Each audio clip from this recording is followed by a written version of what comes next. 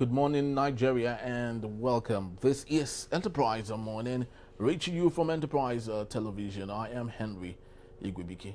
Today, let's start with our newspapers, and right after that will be our main conversation also for today. Do well to be part of what we do. Have a say in what we say. You can always reach us when you visit us at enterprisetvnews.com. You may equally like, comment, and follow us on all our social media platforms at Enterprise TV7. We're very so honored to have with us joining us via Zoom, Emeka Madunagu, journalist, public affairs analyst, to see through all that we have from our newspapers and to our main conversation for today. Good morning, Emeka, and welcome to Enterprise. Yeah, good morning. It's my pleasure. Thank you so yes, very good much. morning. It's my pleasure.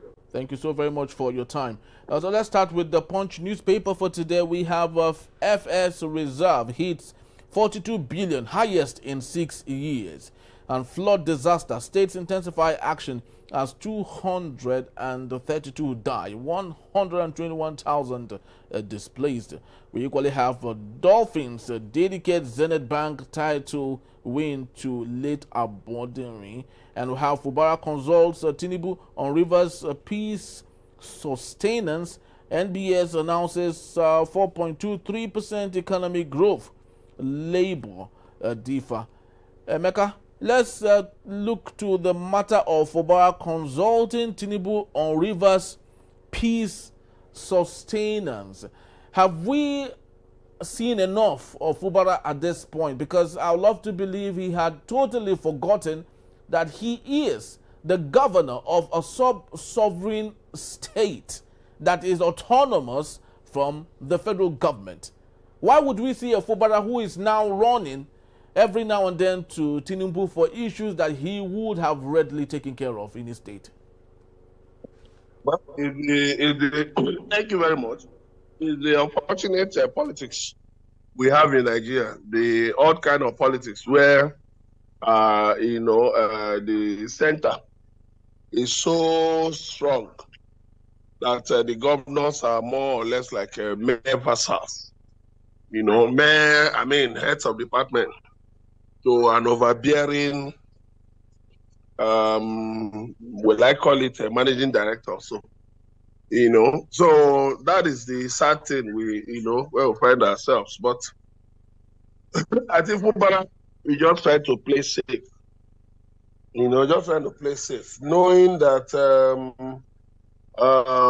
President Bola Tinubu and Nyesom Wike, the FCT minister, and Fubara's godfather, Fubara, knowing that they are very good, they are very good friends. So he tried to play safe so that he can retain his seat. If you remember, there are a lot of people who said that Fubara should have resigned, that he has been humbled, that the agreement he reached with Wike was such that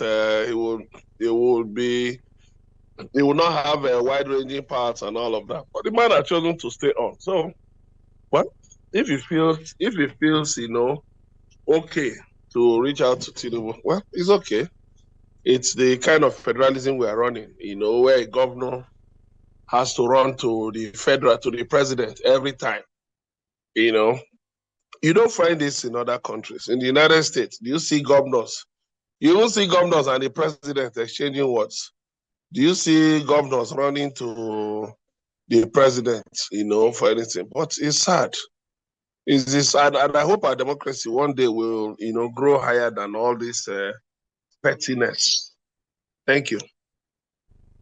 Emeka. Now let's take a look at other matters. This time coming from the Daily Trust newspaper, we have the big story: Parliament, women seats bill gains ground. DSS interrogates Malami over attack on his convoy. FCTA clears kidnappers hideout in Abuja. And other matters: Benue attack, corpse of 8 missing policemen recovered. Emeka, having dedicated seats for women in the parliament, do you think that would ever see the light of the day in the type of politics we practice in Nigeria?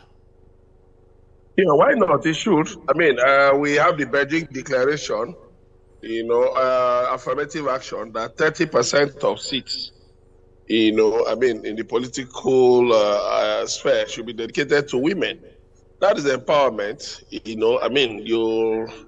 You cannot have proper and functioning democracy without taking care of, the various groups, women, youths, and special groups. So they are all a part of the political process, and they must be onboarded. They must be brought on board. A situation where in the entire parliament, the entire National Assembly, I don't think we can get up to maybe 20 women. It doesn't speak well, because all of them represent constituencies and interest groups. There was a governor of one northern state, I don't remember the state, who appointed a man as a women affairs commissioner. And I said, some people actually have, I think they have a problem self-awareness. How can a man accept to be women affairs commissioner in his state? Even if why can't you politely decline, tell the governor, sorry, I'm not, I can't fit into this role. But of course, he took it down and kept, playing the part until the governor's tenure ended, and he went back to his house. So it's very important for women to be given, to be accorded, what they rightly deserve, because Nigeria was one of the signatories to the Beijing Declaration. And of course, women, they have a very, very important role to play. You cannot relegate them, to the background. Like some people say, the place of a woman is in the kitchen and all of that. All that is nonsense. Women must be in the forefront.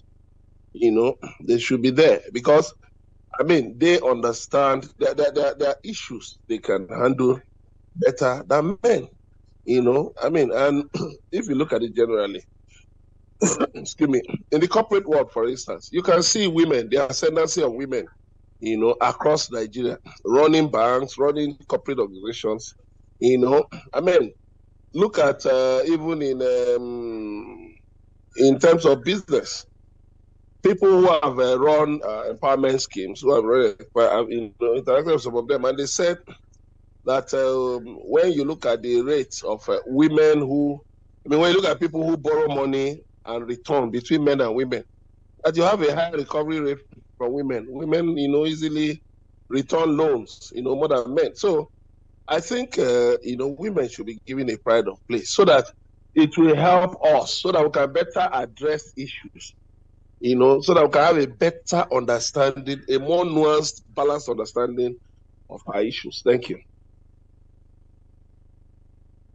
Say all of the things you had going on there, but the situation where lots of people will think that this should be a level playing ground, and rather than just giving the positions to women because they are women. Don't you think that the women folks at the same time will think that the men folks are equally giving them softer grounds to operate because they are women, and therefore they might love to see that as a prejudice on women at the same time?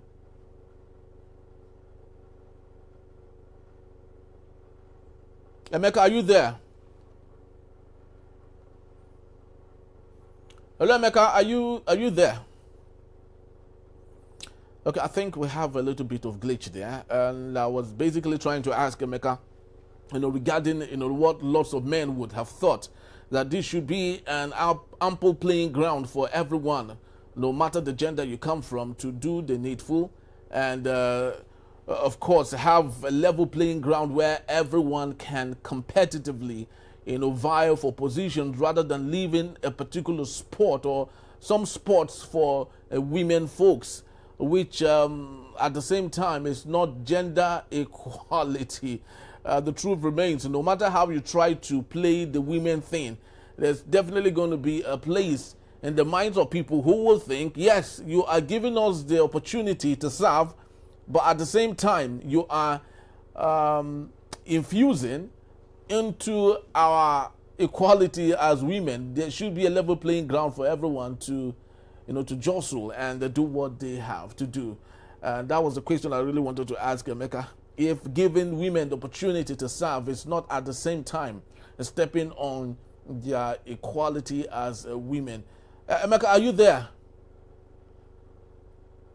All right, so just before we get Emeka to connect, we have other interesting stories still from the Daily Trust newspaper. DSS interrogates Melami over attack on his convoy, and other interesting matters here. FCT clears kidnappers' hideout in Abuja. I would love to believe that this possibly, might end the spate of kidnapping and criminality in the Federal Capital Territory. If there's one place, if there's one location that should be free of kidnapping, of criminality, it should be the Federal Capital Territory. But over the years, we've had a spate of criminality, kidnapping most importantly, in the FCT, which I think something should be done about it. I do not know how great technology has played a role in Abuja, and one would have thought that the billions that was used to renovate the International Conference Center, about 36 billion, would have been deployed into other areas of governance, which reach an effect on the life of people in the FCT. But of course, we do not know what the direction of the FCT minister is at this point. And if the submission that they have cleared areas where kidnappers and other forms of criminality happen, it's a wonderful development. But we just love to believe that there won't be a strike yet again in the FCT to counter what we have from the Daily Trust newspaper. Emeka, are you there? Have you joined us? All right, so Emeka is not there, and let's just hope that he does connect, and possibly we would have a wonderful time. And still from the Daily Trust newspaper, we have from the bottom strip here, a Benue attack, corpse of 18 missing policemen recovered. It's actually very interesting. At the same time, really sad that the Nigeria we have today, most importantly, the democracy that we operate, is such that we are beginning to leave lots of things in the hands of criminals to have their day every other time. I remember back in the days during the era of Olusegun Obasanjo, especially the Udi massacre, where the people in Udi in Bayelsa State killed about 7 policemen. Olusegun Obasanjo, then president, raided that community, or ordered the raid of that community, and that never happened again. What is happening to leadership today in Nigeria? The killing of Nigerians is becoming a new normal, and no one is really doing anything or saying anything about this issue. And this will come and go, and yet again we would have a recurrence of another issue that is really not giving Nigeria the best form of perception, not just in the country but around the world. And let's not forget, ladies and gentlemen, that the location this is happening is the food basket of Nigeria. This is like the hub where everything Nigeria eats or consumes is coming from. However, when we have all forms of criminality in this region, do you think that the same region or the same state under reference would be good enough to produce what Nigerians eat? It's actually a very disturbing matter that I think lots of things should be done about it. And talking about Benue State and the mayhem happening there, one would never have thought that 8 policemen will be killed. The big question is, who are those that have possibly committed this arson, this crime?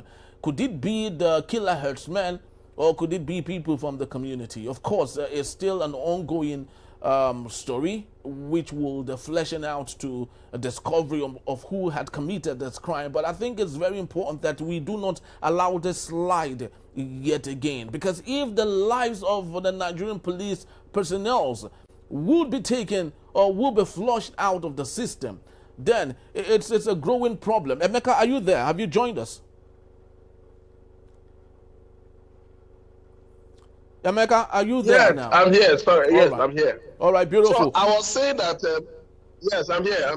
I was saying that women should be given, a pride of place. I mean, women should be allowed to occupy. That bill should sail through. I mean, this is the first quarter of the 21st century. We should elevate our thinking.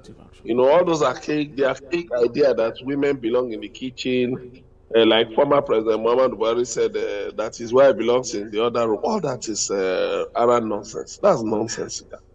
Women are not tools. We should empower them. Women should be empowered to play a positive role in political affairs. Thank you. Yes, Emeka, I had wanted asking you just before we had that little glitch. When we look at affirmative action, don't you think that is a soft landing ground for women? At the same time, don't you think women will take this against the men folks to say, don't just give us the opportunity, let us struggle with it. At the same time, allow them to struggle, they won't make any headway. So how do you think we should deal with this issue as against drawing the fine line between affirmative action and the gender equality? We had the Beijing Declaration in 1995. That's 30 years ago. So, I mean, coming 30 years, I mean, all the way 30 years, we should have refined our processes. I mean, we should actually, for us to make progress in society, we must carry everybody along. And women have a very important role to play. So to now come into the 21st century with such archaic ideas, trying to relegate women to the background, it's meaningless. It's meaningless. So, I mean, the men should also, there should be, look at one of these countries, I think it's in Namibia. Yes, their president is a woman. I think the Speaker of the Parliament is a woman. There are some countries like that where women, play very important roles. And you can see Namibia is one of the most prosperous economies in Africa. You see a lot of these countries where women, play a leading role. They are prosperous nations. They are stable nations. So it is very, very important for us to, get women on board so that you have a more balanced polity. Women should be allowed to play a role in politics, business, in different areas, because they are very, very important stakeholders. Thank you. Very well, very important stakeholders at this point. Emeka, another Benue killing. Corpse of 8 missing policemen recovered. Emeka, this is gradually becoming a new normal in Nigeria. Killing of people is no longer a thing people are all about or have reasons to be disturbed, because it's becoming a recurrent issue. Remember the days of Olusegun Obasanjo when UD happened? They killed about 7 policemen, and Olusegun Obasanjo ordered for the raising down of the UD community. Now we have it happening in Benue, and nobody seems to be, saying anything about it, or even the presidency having reason to be concerned. What's your take on this, please? Yeah, we should continue to speak up against these killings. It's a very sad aspect of our national life that people can be killed, security agents can be killed so mindlessly. Look at the other day in Edo, was it 8 civil defense officers, and then look at even in Kogi State, some policemen were killed at 2 checkpoints or so. The point is this: we must, the government, according to the Constitution, has the monopoly, or to have the monopoly of violence. But sadly, non-state actors are striving so vigorously, for this monopoly with the government. But the government should not yield. It should not yield ground to them. It should say no.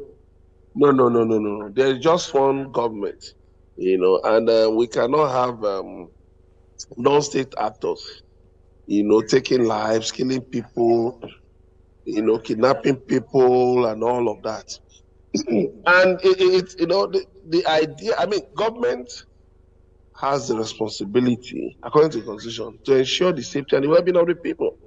Now, whatever it means, by every means necessary.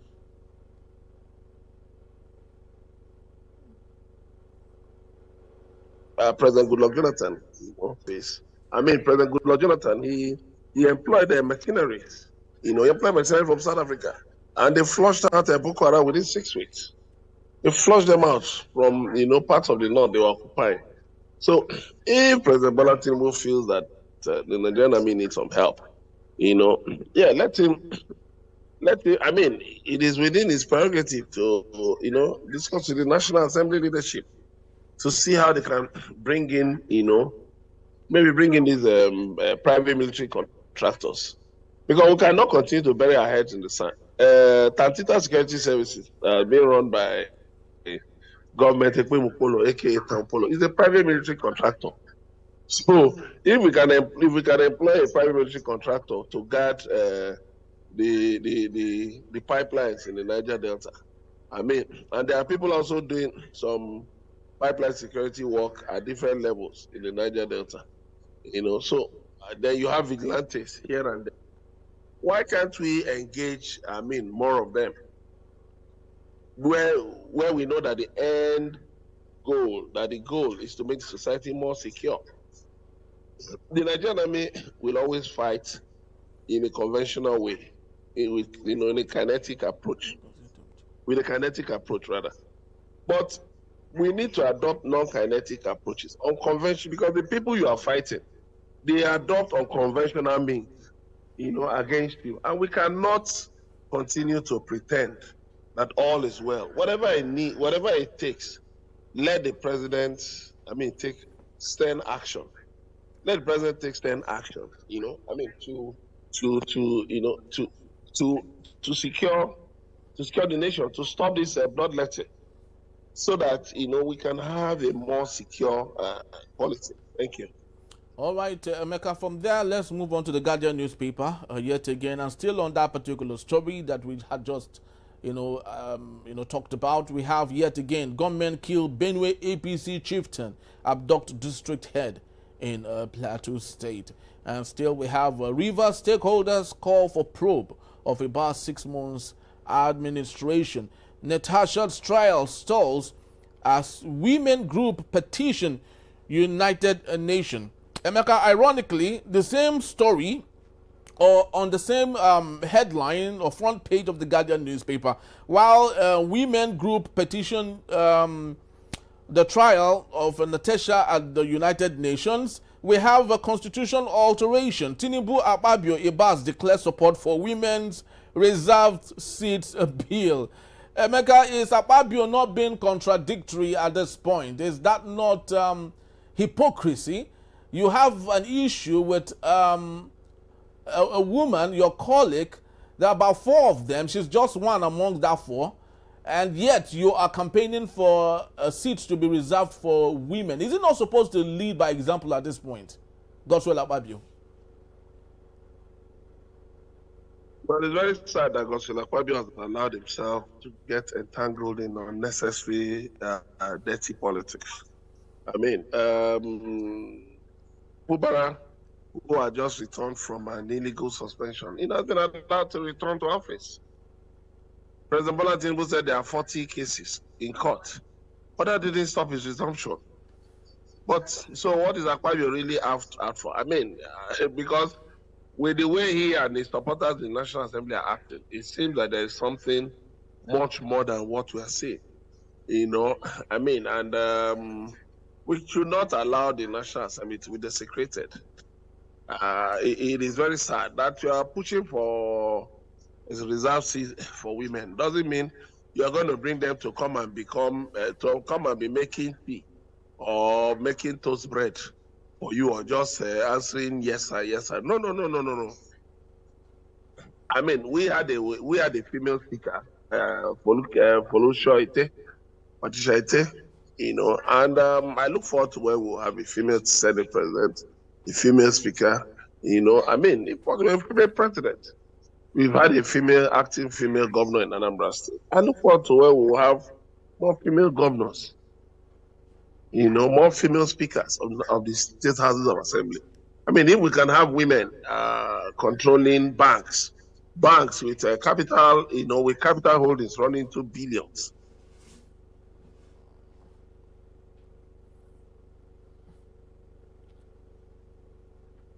Are you still there, Emeka? Are you still there? All right, so Emeka was actually speaking to the what we have seen as mere hypocrisy. Senate President Godswill Akpabio, who is asking for his colleagues in support of, with the support of the president Bola Ahmed Tinubu, to declare support for women seats within the house or the state house of assembly, not just at the center but at different states in Nigeria. At the same time, he is having an ongoing feud with a colleague of his, that is in the person of Natasha Akpoti-Uduaghan. Well, we do not know how this would go, like Emeka had said, despite the fact that there are about 40 cases against the federal government between the state of emergency as declared by the president and the Fubara. But yet, Fubara was asked to come back and resume his constitutionally placed rights. But Natasha has been rejected from coming back to do what she knows how to do best, that is representing her constituency. We do not know if this is mere hypocrisy on the part of Godswill Akpabio, or like Emeka had said, there is something Nigerians do not know that we hope to see, because this is not turning good on our democracy. We're already setting bad precedences, and ongoing, this might lead to lots of other issues we might not know how to control in the future. Emeka, are you still there? All right, so while we wait for Emeka to rejoin and possibly we end our discussion for this particular segment, on other stories here, enroll children in schools or serve jail term, Gombe government or governor tells parents. I think this is a wonderful opportunity at this point that the Gombe state government is asking parents to enroll their wards to schools or serve jail term, because the growing number of non-educated children or children who are not in school is more in the northern part of Nigeria. About 20 million children are out of school from the northern part of Nigeria. And these kids will definitely or might end up in the hands of the wrong people. With the growing insurgency and criminality of all sorts happening in the northern part of Nigeria, these young kids are becoming easy target for bandits and insurgents to recruit them for mayhem and cause lots of trouble in the society. So I think this is a welcome development, which I think other northern state governors should equally imbibe to ensure that the number of out-of-school children in the northern part of Nigeria is gradually reduced to the barest, because this is basically what we want. When you do not take care of children that deserve care, then you are growing a society that will be filled of chaos, and at that point we might not know how to roll back what we have established already, because it's often said that the children you have refused to train will even make it much more difficult for your children to have a wonderful time in the future. So it's very important. Education is a fundamental human right of the people. It's part of the SDG goals, that is the Sustainable Development Goals, and therefore every state government must ensure that children enroll to school so our society can be a better one. I think that's all we have for today on this particular segment. I'd love to believe Emeka will join us on our main conversation. That is when we return in a bit. U.S. cracks down on corruption. Reform. UK unveils tough migration policy for Nigerians and other people around the world. This is Enterprise Morning. Don't go anywhere. I'll be right back.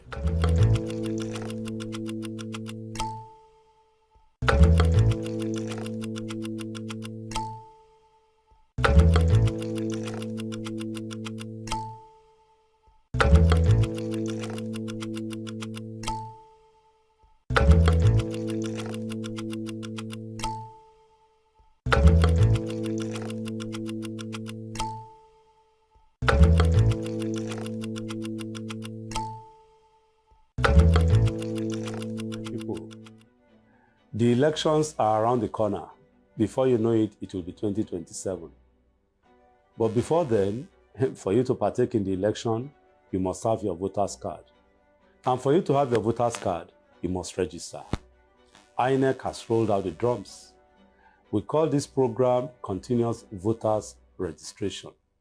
And it is for you to register. This is to do that if you want to vote. And it's important that you take part in the process of voting. Just go there, give them your name and your address. That's all. And of course, they will capture you, take your picture, and that's all. You are done. Within 5 minutes, you are done. And after that, when the time comes, they call it claims and objection time.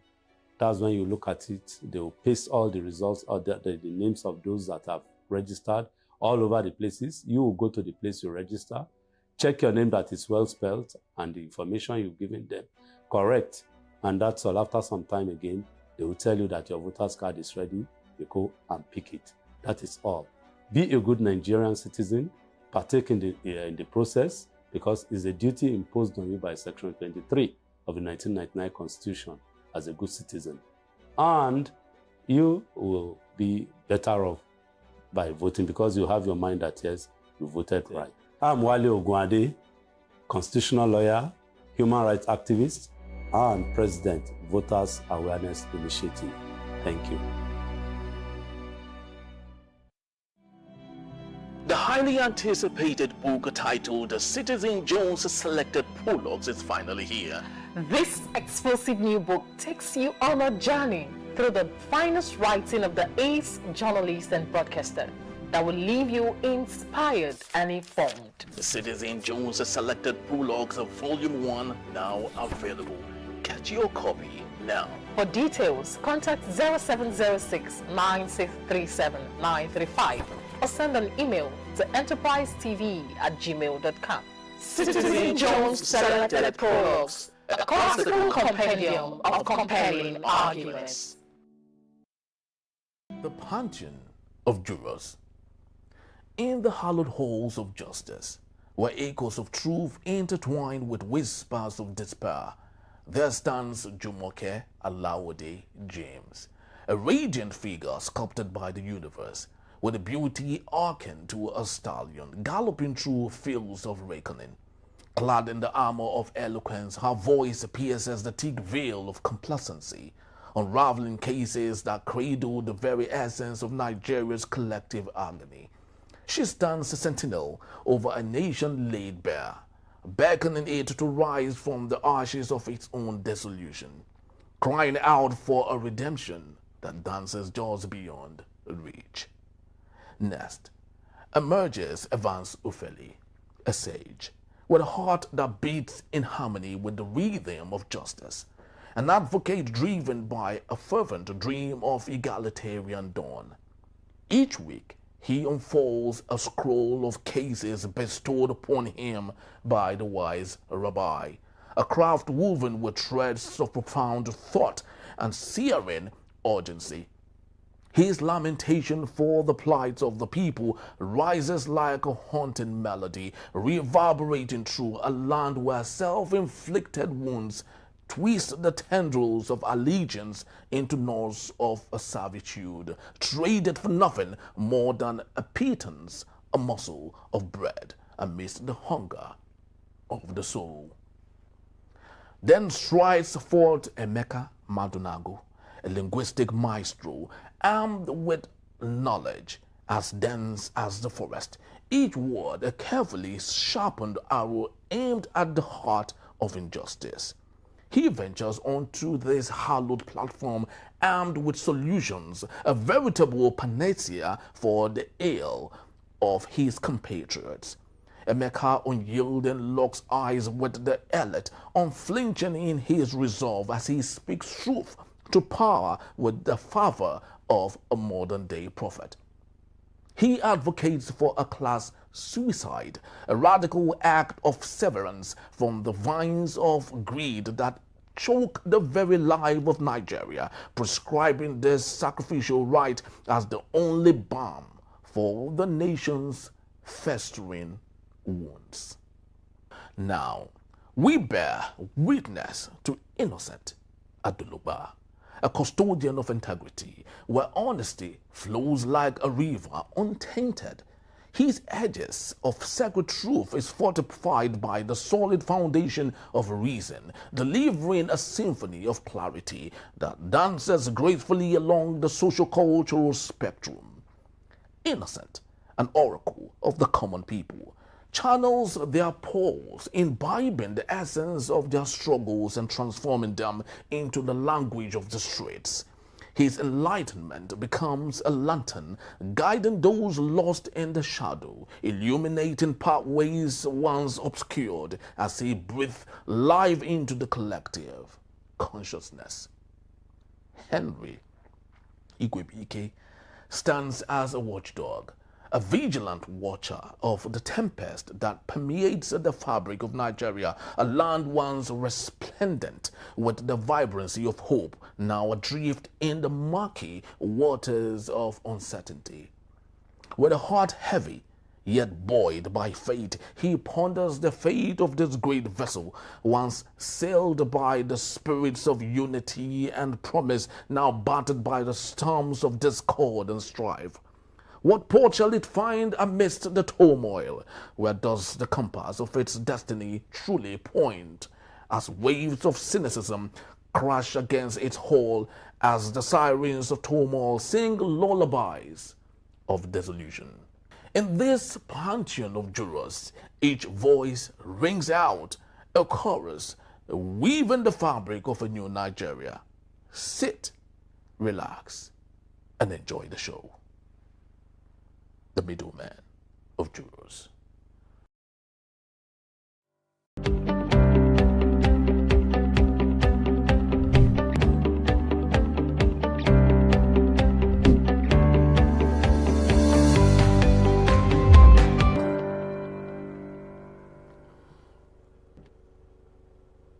Thank you so very much for being here. And if you just joined us, this is Enterprise Morning, reaching you from Enterprise Television from our headquarters in Lagos State, in Nigeria. Now let's head straight to our main conversation for today. The United States mission in Nigeria has vowed to impose visa restrictions on corrupt Nigerian officials, warning that high-profile individuals found guilty of corruption will not be spared. In a post on X, the mission emphasized that corruption has no borders, stressing that accountability applies globally and offenders could be barred from entering the United States of America. This move is part of Washington's continued efforts to support transparency and good governance by holding influential figures accountable for corrupt practices. Meanwhile, Reforms UK has unveiled plans to abolish the rights of migrants to apply for permanent settlement in the UK after 5 years.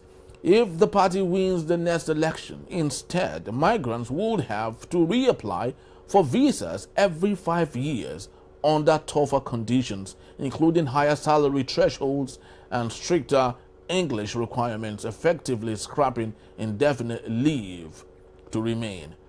Party leaders Nigel Farage argued that Britain should not be the world's food bank, adding that only British citizens should access welfare. While Reform claims the policy will save £234 billion over several decades, Chancellor Rachel Reeves dismissed the figure as unrealistic, noting the government is already reviewing welfare access for migrants. I still have Emeka Maldonado. Thank you so very much, Emeka, for joining us and being back.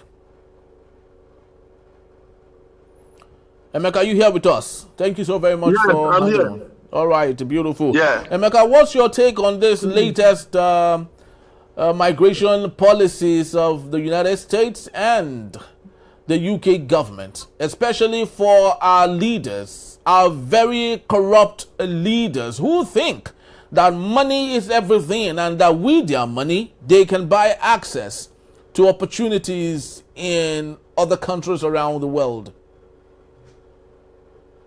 Yeah, thank you very much. It's very sad when people think that they can, excuse me, wreck Nigeria and then find salvation in other countries.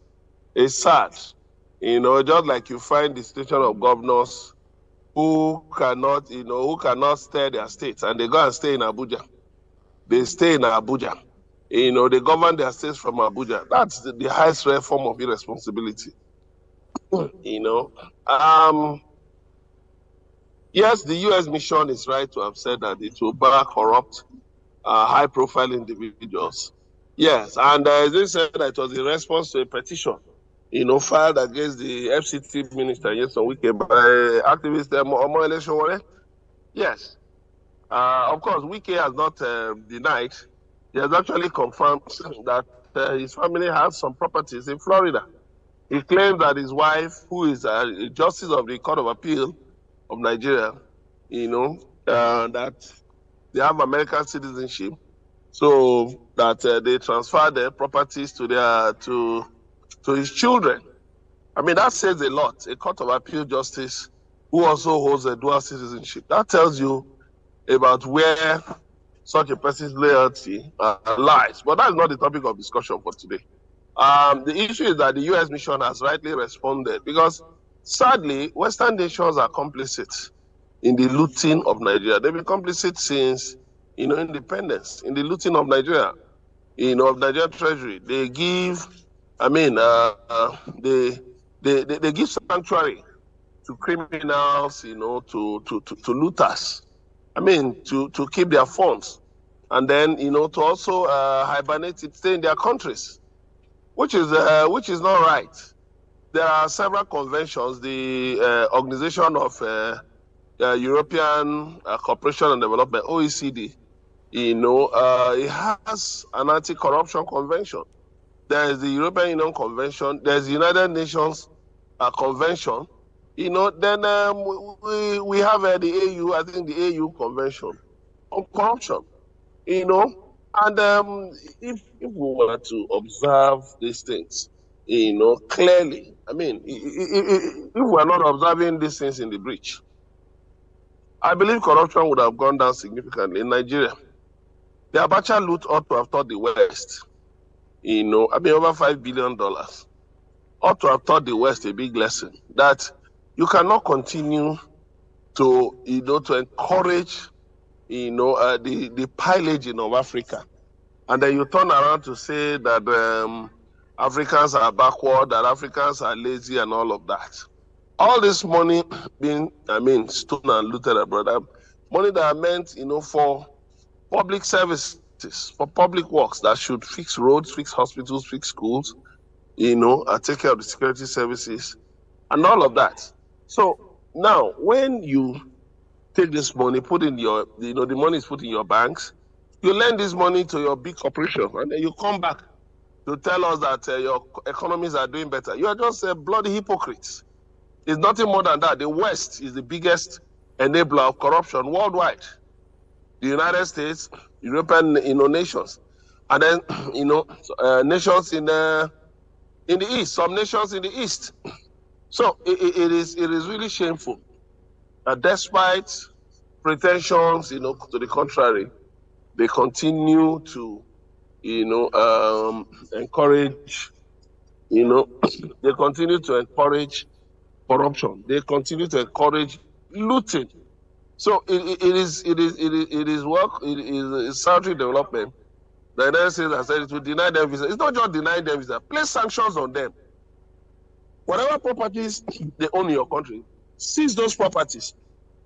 Seize those properties. Auction the properties. And warn the Nigerian government that you will monitor how the such repatriated funds are used. Don't touch such funds. We had talked about years ago, based on the war in Liberia and Sierra Leone. The world said, that they will label stolen diamonds stolen from Sierra Leone as blood diamonds. And that convention, that idea also moved to oil, that will label oil stolen from the Niger Delta as blood oil. But what is happening? Has it abated? Yes, we know that oil theft has abated significantly, but it should not have even been allowed in the first place. You allow people to steal money from Nigeria, money that should be used to take care of children, and then we are heavily indebted. It is the same money you turn around to lend us. That is blatant hypocrisy. And I think the West, I must say this openly, the West is the destroyer of Africa. And the earlier they put a stop to all this nonsense, the better. Because generations unborn will not forgive the West. They will not. Nigel Farage and others, Reform UK, who are carrying out, who are talking about what they are hypocrites. They are blatant, shameless, bloody hypocrites who don't, who have no soul. They have no conscience. If they had a conscience, first of all, they will talk about, listen, all the money looted by African leaders, in Europe should be returned. Paul Biya is seeking a fifth term in office. He has been living in Chateau in France for so many years, governing this country from France. Why not kick him out?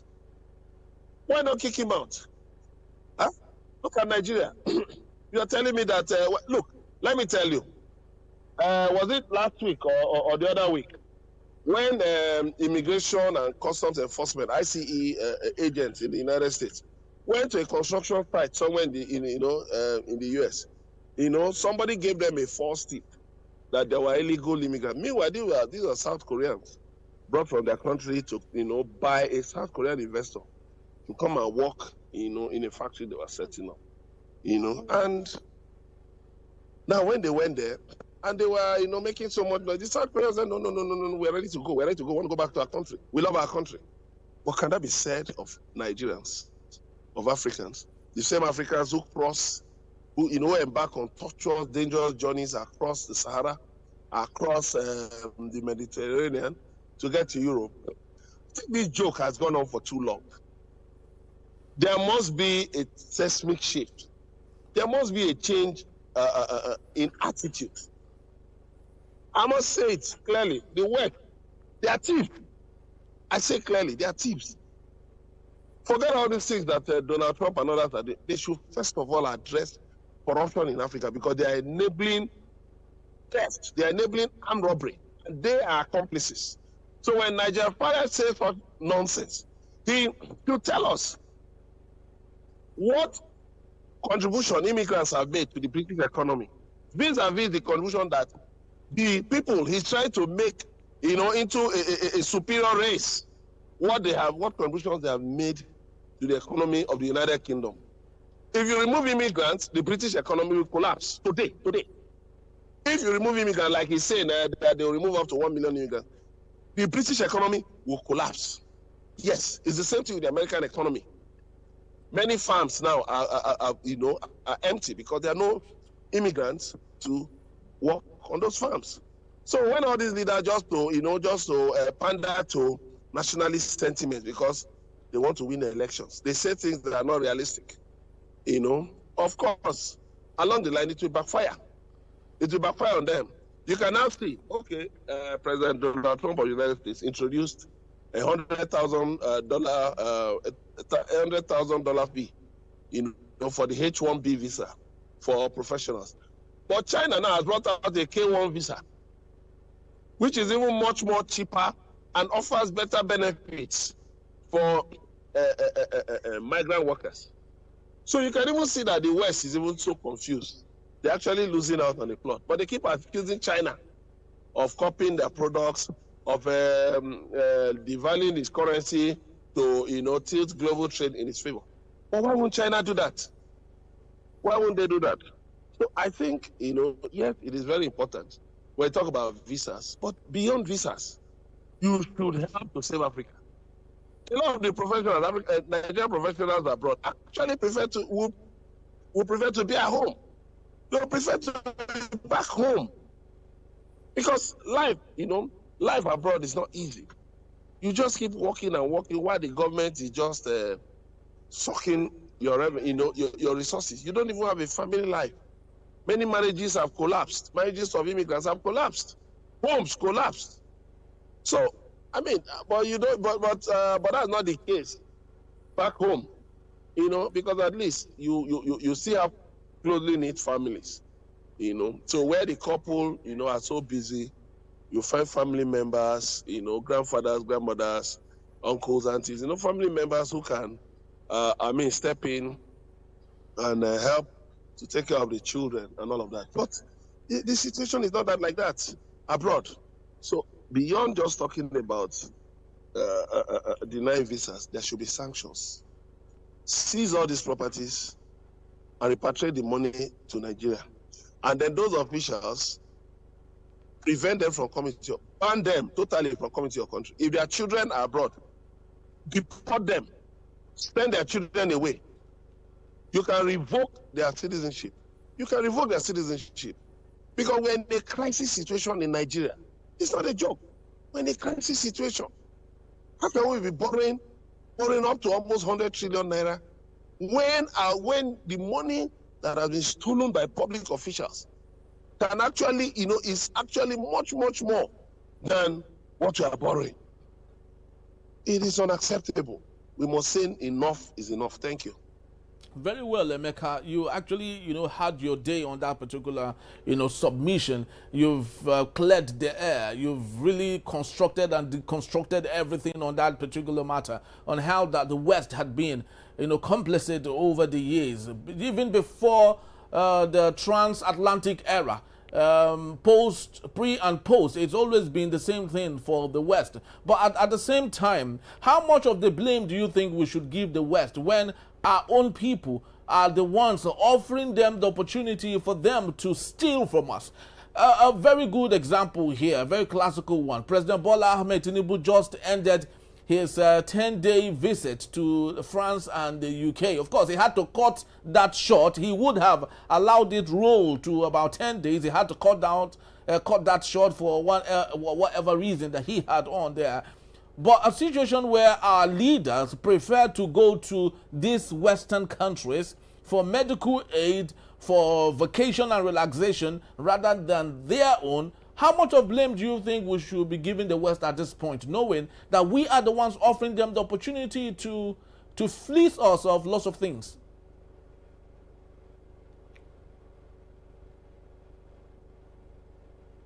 Emeka, are you there? Emeka, Yeah. are you there? Now, let me tell you something. Yeah. A person who receives stolen goods is as guilty as the thief. That's an accessory after the fact. It doesn't matter whether it was the thief that brought the stolen goods to the receiver. The point is that the law says you cannot receive stolen goods. Now, let me give you an estimate. Chatham House says that between 1960, when Nigeria gained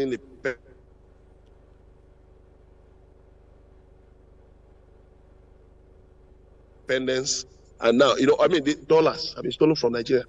The economy says nearly $600 billion have been stolen. The United Nations Office on Drug and Crime estimates between $400 and $600 billion.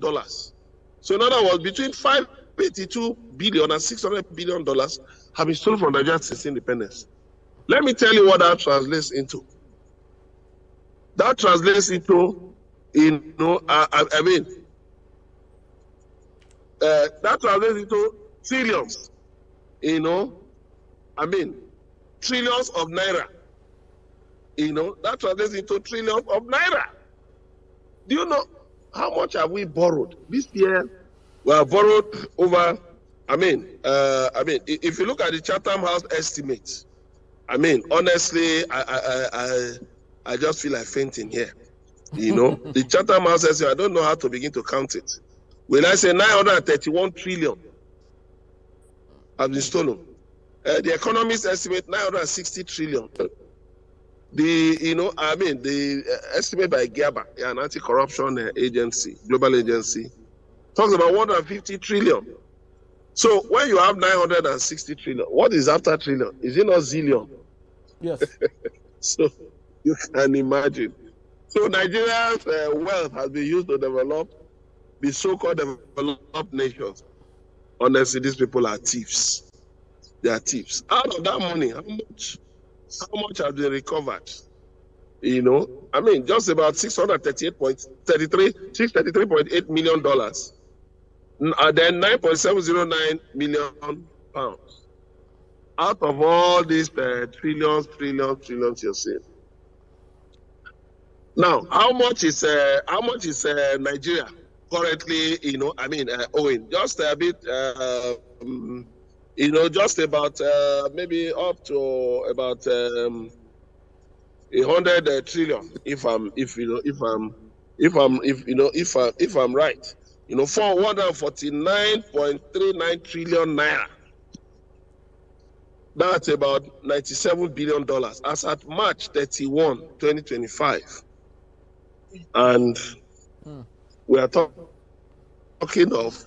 here about looted funds, of over 900 trillion naira. So now, what we are saying is this: stop receiving stolen money from Nigeria. Because let me tell you something. You see, inflation is man-made, it's artificial. When you see inflation rising, it is because government borrowing and government expenditure are rising.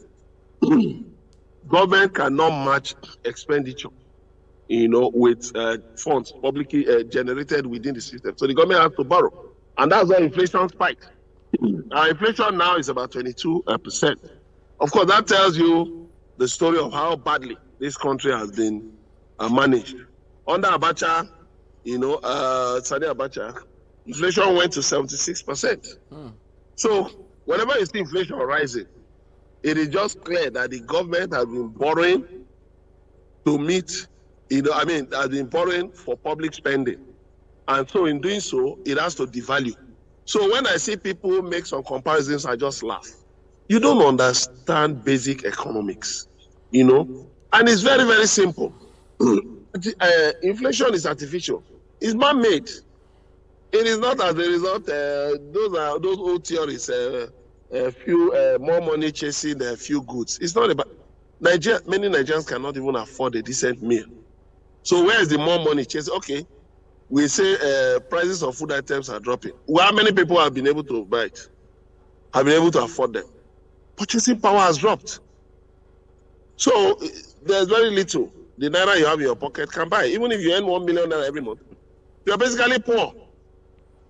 Because if you look at it, calculate your utility bill, how much you need to spend on power to be able to stay, to be able to, practice your profession, in such a way that you can guarantee a steady, appreciable income. Check how much you have to spend. Is it on utilities, on transport, is it on feeding, school fees, rent? If you have your own property, maintenance and all of that. All these things are man-made. Why our leaders revel in luxury, in criminal, obscene luxury? And that is why the country is the way it is. So what they do, they hire some hungry hallelujah singers who say, oh, everything is fine. People who have no shame, who have no self-awareness, who have no sense of self-pride. Just because of a pittance, 2,000 naira, 5,000, 10,000, they go to elections, they sell their votes. So what do you expect such people to do? Because they don't have a sense of self-awareness. So they don't have a sense of the past, how it connects to the present, and how it leads to the future. And that is what this, the looters in power that we have, that is their sense of mission. To weaponize poverty, to make Nigerians so poor that they cannot speak up. So a lot of Nigerians, because of what they will eat, they are ready, they sell their birthright on a daily basis. They are ready to lie, they are ready to steal. The other day, some people entered my farm and stole my cassava, uprooted my cassava. Now they will tell you it's because of hunger. But the same people will turn around and be praising politicians. Yeah? I am facing the same economic challenges as you are, but you are looting my farm. And meanwhile, you'll be praising the same people who are looting the economy. So it is. We we've basically lost our sense of values. And it's unfortunate. It's unfortunate. So what the West should do for us is to make sure, for instance, those Nigerian leaders who go there for medical treatment, they should deny them visas. Let them stay here. The hospitals they say they build, let them go to the hospitals. If they cannot get to them, let them die.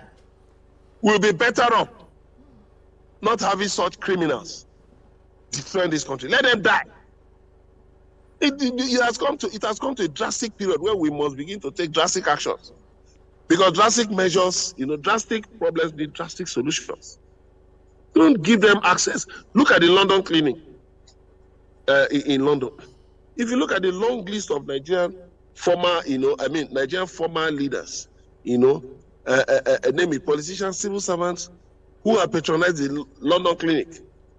Then those who have died in the London clinic, including Buhari, former head of state and former president Muhammadu Buhari, who are patronizing the London clinic and died. So just look at that, and you can imagine where he said that hospitalization there is as much as £3,000 per day. You know what £3,000 per day is? £3,000 per day.